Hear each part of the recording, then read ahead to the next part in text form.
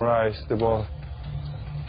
Human reaction time is about 200 milliseconds, and by 500 milliseconds, Ronaldo's subconscious has interpreted Andy's body language, worked out which direction the ball will go in, calculated its speed and trajectory, and then programmed his body to reach it at the optimum moment. Love that. It's almost as if they're doing maths in their head, even though they wouldn't be able to describe it to you.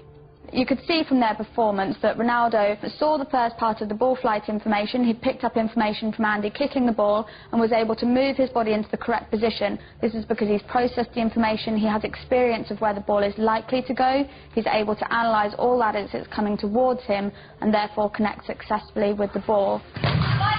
Love that. Ronald, on the other hand, doesn't have this same level of experience. He would have watched the ball flight. It's likely that he will just have had his eyes on the ball instead of picking up any information from Andy himself.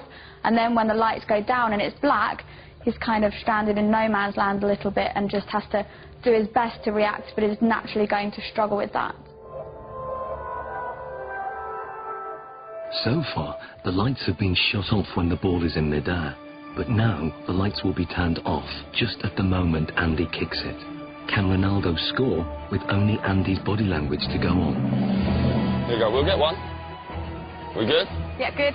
Okay, Ronaldo. Dark. Light. Light.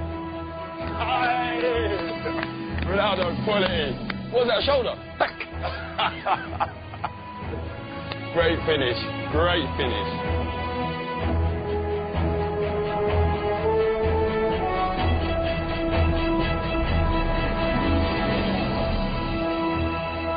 That was a great finish.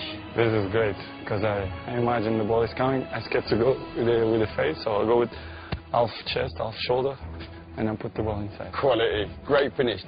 So, Zoe, tell me, how difficult is that? I mean, the last one, when we adjusted the time of the lighting. Yeah, it's so difficult. They've done studies like this using computer simulations, so you watch it on a computer and just have to say where the ball's going, and from then they can see that elite athletes can tell much earlier where the ball's coming from. But to have to actually produce a physical response when a ball is flying at you, then it's really good skills. Amazing. Top man, that's ledge. Thank you. I was dreading I was going to hit you in your face with one of them balls. That was my worst fear. The test proves that Ronaldo can perform an almost impossible task.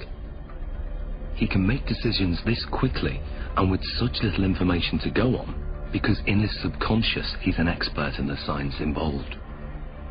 Ronaldo can tap into that knowledge, tap into his memory banks, and he can then use that to help him. So what you're saying, despite the location, because it's the first time being here, he's still recalling the pictures, what he's done previous before, and on other locations, maybe in matches and in training, and he's recalling all those messages, and then his brain saying, this is the execution. Exactly, and that's kind of the whole point of people training. Even though they can't train in a match environment, they can still take their experiences from the training ground, put it into practice in the match, take things from one match and utilise it in another, and even utilise things in a really strange situation like we've got here. In terms of the match, this means that instead of having to track the ball completely onto his foot, he could be scanning to see where the goalkeeper is, if there's any movement there, so he can then place his shot past where the goalkeeper might be.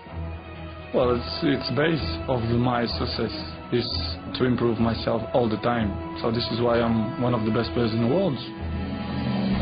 Next, Ronaldo's technique is tested as scientists dissect his most formidable weapon, the one that goalkeepers fear most, his free kick.